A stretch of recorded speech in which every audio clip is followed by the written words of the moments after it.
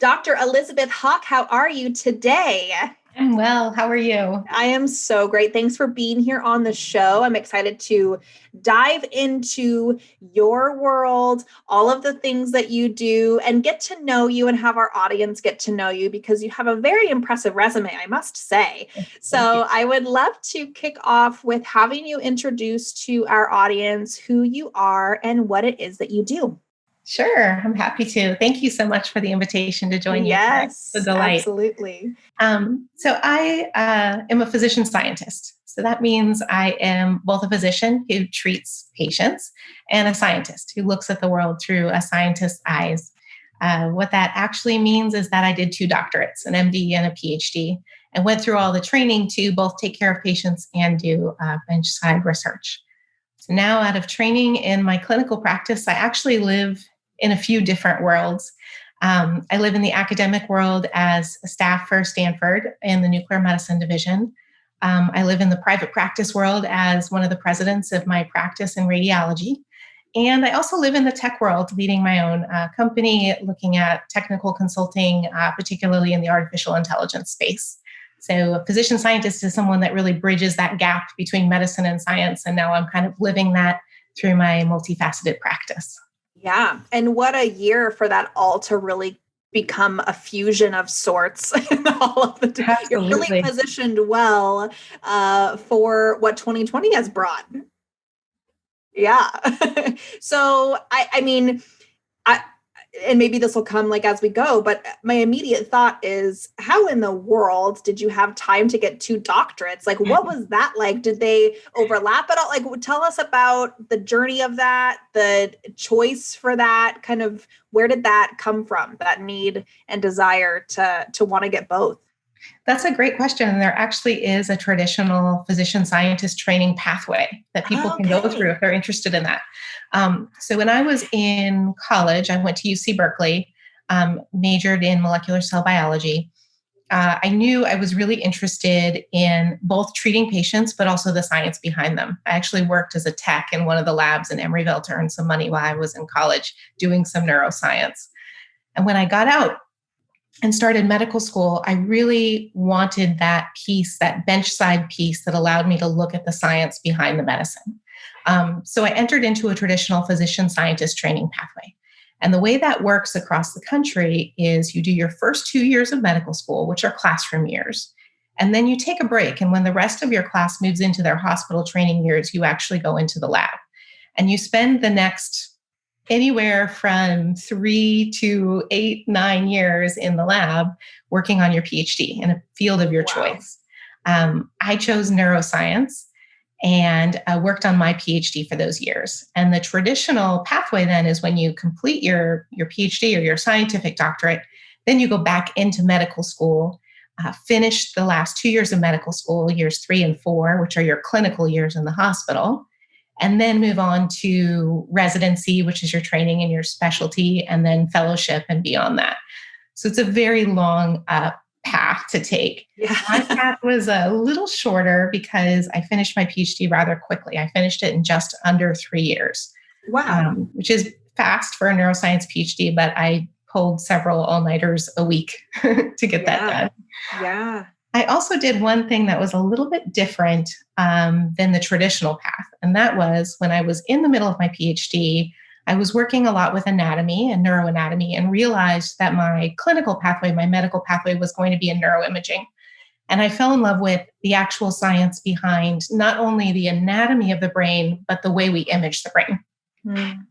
And I went to look at the curriculum that was available to me as I was building my knowledge. And I noticed that where I was at offered a master's degree in medical radiation physics, which is what someone would take if they wanted to become a radiation physicist for a hospital. And I started looking at the classes and thought, well, this is really interesting. And they're all at night, so maybe I could attend some of them. Why not? Why not? I went to the dean of the school and said, I'd like to do this master's and at the same time as my PhD. And he said, that's a little crazy. I don't think we need to do that. And he said, Elizabeth, if you want to learn to drive a car, meaning if you want to be a radiologist someday, you don't really need to know how to build a car. You just need a driver's license. Fair. And I looked at him and said, yeah, that's true. But if you want to invent new cars someday, you actually need to know how they're built. And he said, okay, fine, you can do it, but promise me if it's too much, you'll stop and just focus on your PhD.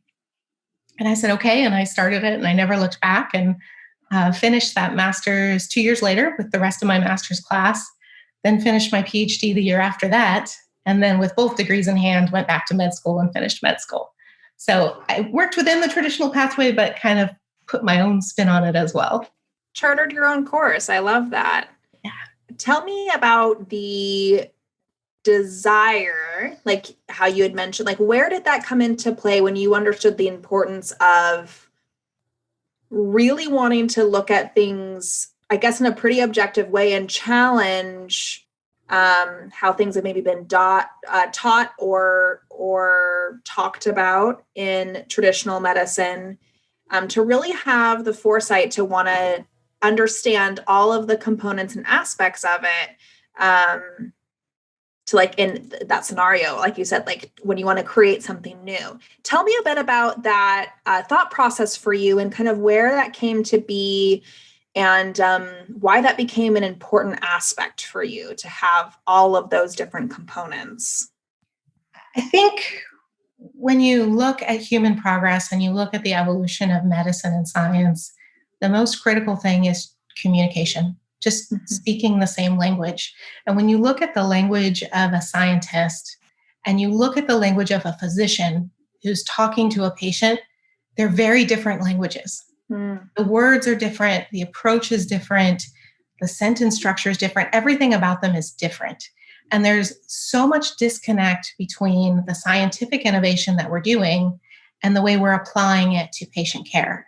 And then when you take it another level and you take it into the business and tech industry, the language that they're speaking at the boardroom table doesn't make sense to the physicians, and it certainly doesn't make sense to the scientists. And you've got these three groups of really, really brilliant people that just aren't speaking the same language.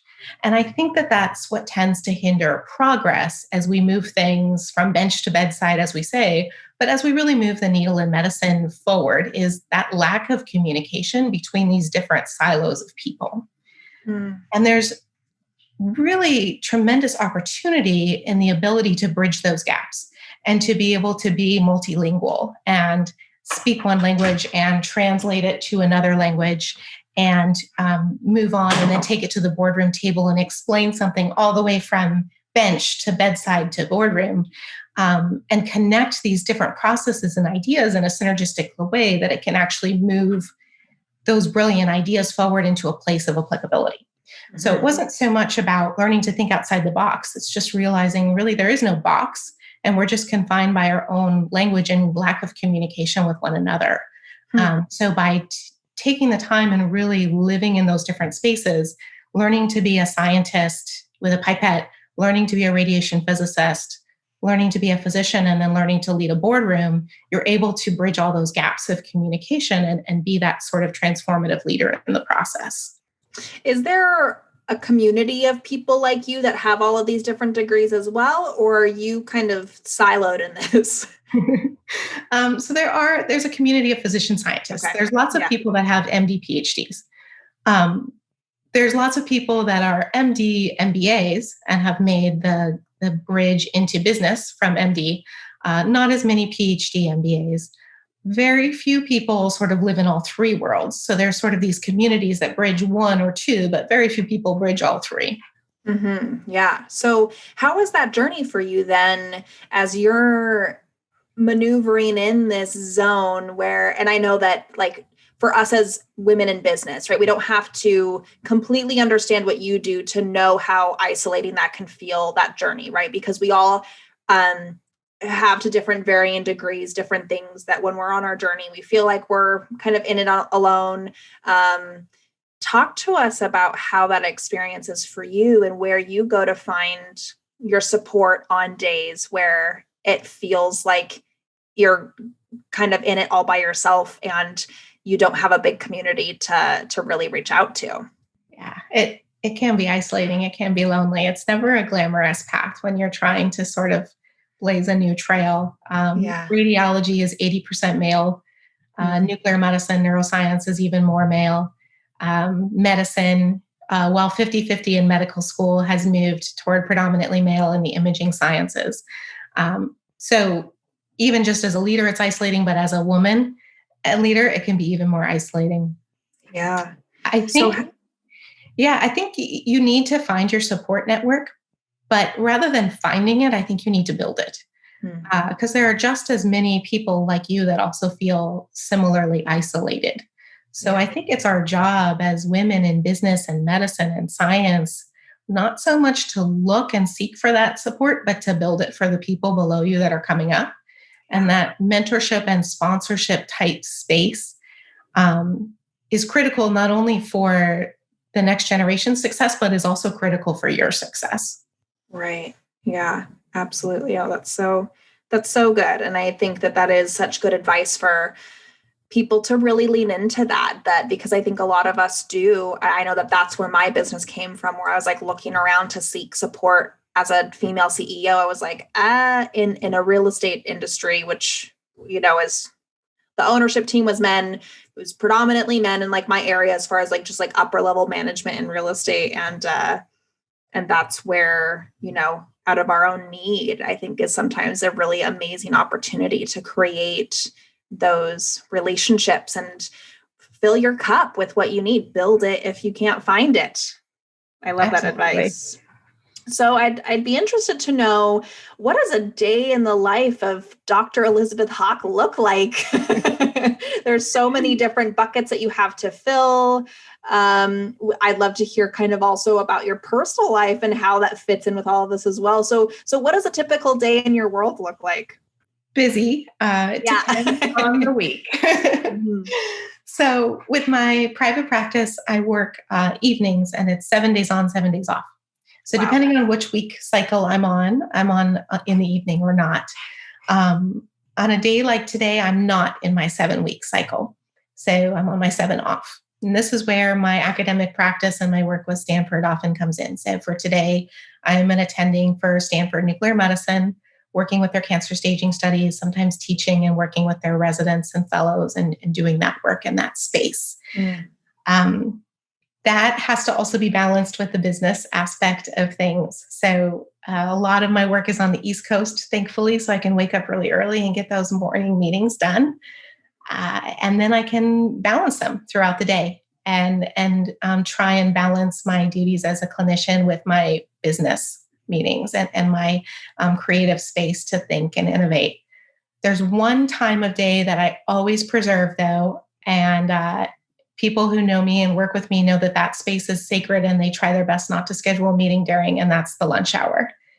And the reason is because every single day, at least Monday through Friday, a lot of weekends, I take that hour, the full hour break, go to the park and actually practice my martial arts with my sensei. And that's my time. That's my time in the middle of the busy workday. A lot of days are 15, 17, 18-hour work days, but I always take that hour to do those martial arts in the park. And that's what keeps me centered and focused and whole. And it's my time to press pause, to reflect. If my energy is kind of spun out of control, I can rein it back in. If my energy is low, I can ramp it back up and just really get ready to be fully productive for both halves of my really big full workday. When did you discover that was a key piece for you in your success? Has that been around? Has martial arts been a part of your foundation for a long period of time? I've always had some kind of exercise or sort of physical activity that's been important to me in terms of focus. Martial arts, I started when I finished my training and started being an attending and a leader a few years ago. And that has really progressed with me as I've progressed as a leader. And the more I've sort of excelled at tournaments or earning my next belt or things like that, the more I've been actually able to excel in the leadership space. I love that. I think oftentimes as female leaders, we feel like we need to have like the perfect morning routine or like the perfect thing, like already figured out before we're able to. But I love that martial arts kind of came for you just like in the last few years, and that's been something that you found in, your adult life, it wasn't something that like all your life you've done and you knew that that was the thing for you. I would assume that you kind of tried a few different things until you found the love of that. Yeah, absolutely. Yeah. And I Yeah. think we need to always be willing to pick up and learn new things. I mean, for me, starting as a white belt was very, very humbling. And that humility is also part of your leadership journey, and learning to fight through that, and learning to be awkward, and learning to be frustrated, and then learning how to grow through that is an important part of leadership, not just childhood when you pick up an early activity. Yes. So, and all of the while all of this is going on, you're also a mom to 3 young boys. Talk to us about your home life a little bit and where the balancing act comes in there. Tell us about your family life, your support system. How do you make things work for you? It is a fairly controlled, beautiful chaos at every moment. I am a mom to 3 boys. I'm a single mom, actually. My boys are 11, 8, and 6, and they are the love of my life. They're wonderful. They're homeschooling right now in the pandemic, which has been interesting. I have Wow. a fantastic nanny who's like family to us, who's with me at least 4 days a week. And then the rest of the time, we work it out between us. It's been really, really cool for them to see what I'm doing and watch what I'm doing and learn what I'm doing. And I explain everything to them. I show them the, brain MRI that I'm looking at. I tell them why a business meeting is important or interesting. I have let them watch some of my talks, and I've always told everyone that being a mom makes me a better, not a worse physician and a leader, because it gives me that element of emotional intelligence and sensitivity and empathy for what I'm doing. So it is chaos. It does get busy. Every now and then they'll poke their head in the middle of a Zoom meeting. But I'm never apologetic about it. That's just who I am. That's part of me as a leader. So it's fun though. It's busy. Yeah. One of our previous guests had mentioned that, before COVID, like I had pretended like, I had zero, like he would have never known that I had kids. And she was like, and then all of my meetings, like I gave up. I gave up trying to pretend like they weren't there. They just were. That's just how it went. It's interesting for me because I was working from home entirely even pre-COVID. I've always been working from home. Because I do telemedicine and all my meetings are from my home office. So them being home is a new part of it, but everyone else seeing my home is something that we've always kind of done. Right, right. I would love to hear about how with this year, with COVID, I would venture to just kind of put the pieces together because there is a small demographic of you and your expertise out there that somebody with your skill set and knowledge is highly sought after in these times. How has your practice changed during this? Has there been kind of some new opportunities because of the pandemic that's been happening? Tell us a little bit about how COVID has impacted your business, kind of the good, the bad, the ugly, all of the things that's kind of come your way this year, with your specific like niche expertise and how that directly, I would think, translates to kind of the big issue at hand here. There's no doubt that COVID-19 has impacted everyone across the business world, but perhaps physicians the most. When it first hit, I remember being on call with my group of radiologists, and we would see 1 or 2 cases and share it with the group and say, is this what it is? What do I say? How do I interpret the study? Because when we're on call as a group of teleradiologists, we're interpreting studies across the entire United States, from rural and community ERs, all the way from the East Coast to the West Coast. We're covering different sites within our radiology partners' practice. So slowly we began to start to see cases and to figure out and understand as a group how we were going to take care of our patients and add value and be transformative in this space. One of the really exciting things that my practice did was we have an artificial intelligence program that is a natural language processor. And that program listens to the radiologist as they're dictating and understands what they're saying and provides best practice recommendations. So it's called RECO MD, and it was developed by our team and led by the efforts of Dr. Kotler, Dr. Nina Kotler. And this program was in place before, and it would recognize things like thyroid nodules and ovarian cysts and things like that. But when the pandemic hit, we realized we needed to pivot and shift. So very quickly, my practice was able to develop a best practice recommendation for COVID-19, roll that into the artificial intelligence algorithm, and immediately provide support for our radiologists to understand how to interpret these studies and how to provide the best care and best next step recommendations to the clinicians that were ordering the imaging studies. And it was something that we were able to sort of implement very quickly and get our team up and rolling so that we were elevating the quality of care that we were providing to our patients across the US. So it's one of those things that you had to sort of understand the artificial intelligence, you had to understand the business piece of it, of how it would transform our practice, and then you had to sort of understand medicine and how it was impacting the way our radiologists were implementing studies. And it's something that my practice did a very good job of integrating into our care very quickly so that we could become leaders in that space. So you guys were able to have like a pretty in-depth knowledge of what was actually happening because you had the multi layers of all of the, going back to that communication piece, as you were explaining before. You spoke all three of the different languages, so you could really truly understand to the depths of what was actually happening. That's pretty amazing. And there seems to be so much confusion, right? There's so much confusion out there. What's the right thing? What's the best thing? Do we need to be distant 6 feet, 10 feet? Is it like really as contagious as they say that it is because they, scrape your brain to get a test? If it's that, if it's really that contagious, like why do they have to do that? Like all of these different things that are kind of coming out, the mask debacle,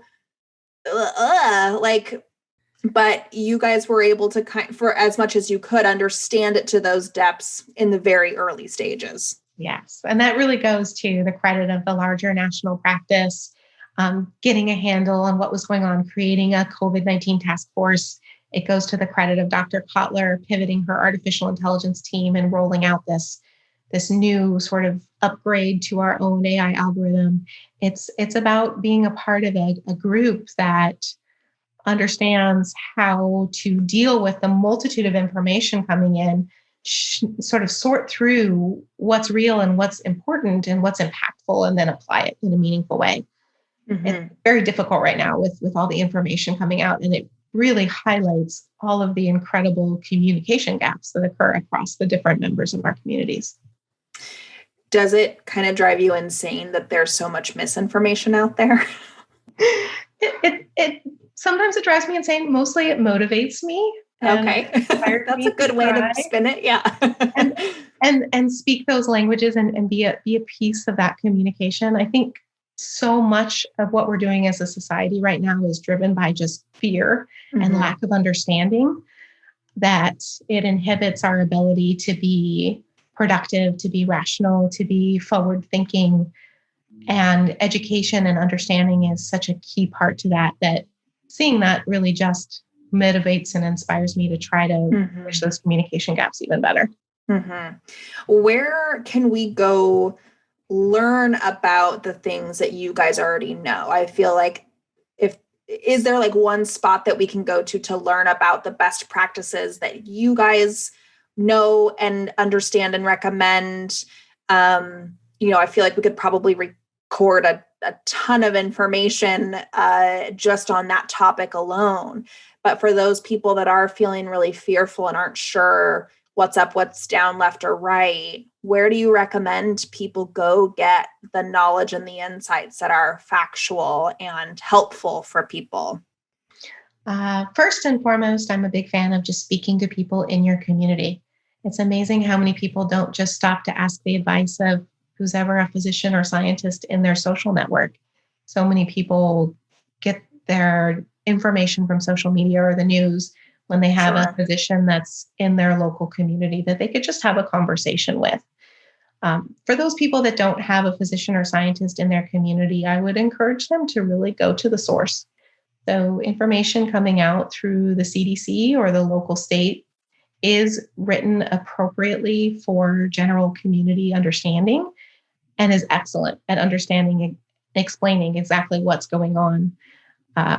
It's translated and sometimes lost in information across the different digital media outlets, but it's actually very easily accessible for someone who wants to just seek it from that primary source. I'm a big fan of just going back to exactly where it originated from and understanding it there, and then adding in the other layers of complexity as needed to get context and understanding. Mm-hmm. Good. Thank you for that.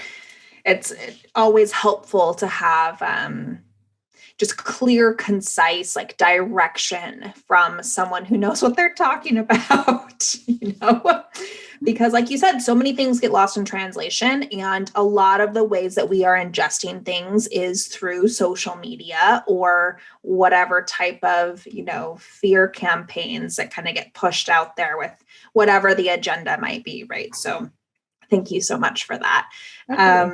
What a fascinating career choice to make. Did you always want to go into medicine? What drove you there? Tell us a little bit about that. So my father is a neurosurgeon.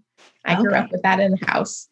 We're very, very close. I spent pretty much every summer from when I was about 12 on with him, whether it was just in his office filing charts or following him around on the hospital wards on weekend rounds, or doing whatever I could that was appropriate for that phase of my life. Finally got to the phase of medical school where I was able to do a rotation and shadow with him and work with him side by side. But I always had that really intense love of medicine.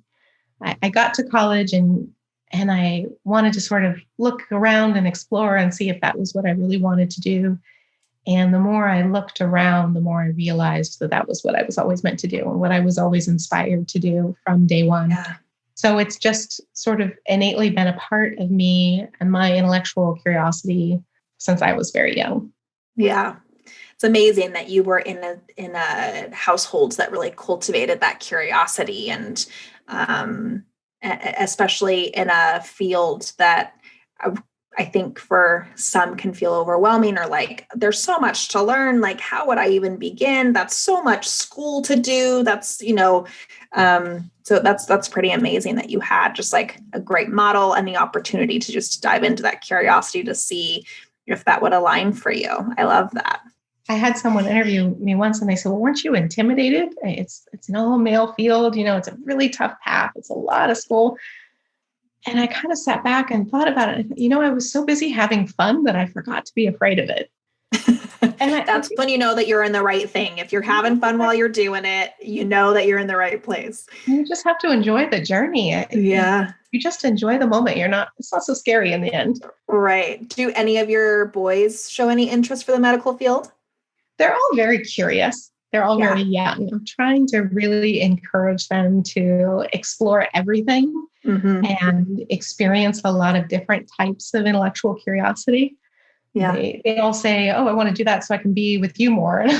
Yeah. Okay, that's great. But, right now I'm just trying not to pigeonhole them at all and letting them explore everything right now. And as they get a little older, they'll sort of make their own decisions. Yeah. Yeah. How have they done with the transition to virtual schooling?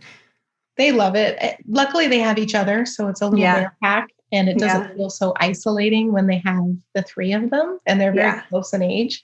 Yeah. So they've enjoyed it. They've enjoyed seeing more of what I'm doing because they get to see what I'm doing all day, every day, and had a lot of fun with it. So, it's an unfortunate opportunity, but we are taking advantage of it and cherishing the extra time together. Love hearing that. That's great. I know that everybody's at a different place, right, with the situation. And so it's always good to hear those silver linings that come out of it and, take something that's not ideal, but just see where it's actually working really well. That's so great to hear. I am just so fascinated and just impressed with you and the journey that you've been on. It's just really fascinating stuff for our listeners to hear, I'm really thrilled for them to hear this episode. I'd love to ask you, along the way, along the journey, you are taking in so much information, right? Like you are in the zone of like educating yourself, taking things in.